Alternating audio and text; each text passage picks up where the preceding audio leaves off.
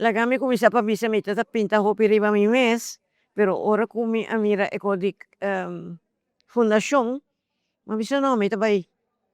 Anto mitingu bisa masinya hopi sekar Rudio, mita hopi agradecido y dia mita pinta masa ainda. Sting kuta hopi difícil, moral ora mita hayan to ora boting pintura chiquito, eta mas difícil pa pinta ko ora ta grave.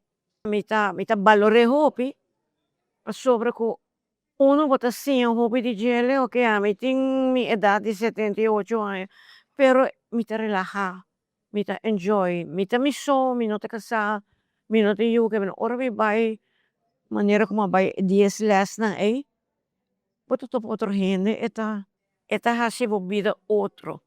Mi tengo agradeci Rudio, ta uno, e Rudy, dus e a Fundacion naturalmente, pa sobra ko manera mabisa assim hopi, ma bai diferente workshop, pero na nota siñabo algo, e aki Rudio assignami. Eta siñabo con pabo handle ko e watercolor, con pabo handle ko diferente outro material, no azeta kuturikuni.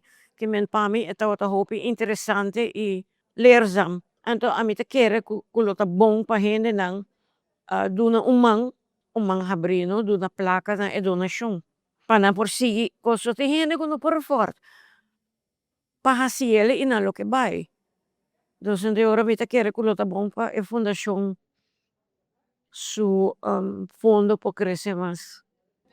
Well, the workshop was hobby nice, hobby great. Mas sim, a base de workshop, mostrando tem combinação de color e como da pinta. É hobby nice. É algo nice quando misa com na bem com ele para sim é general, no 60 plus sang. E tá hobby great. É algo hobby great, nice. Assim a base de e tem comigo tra duas obras.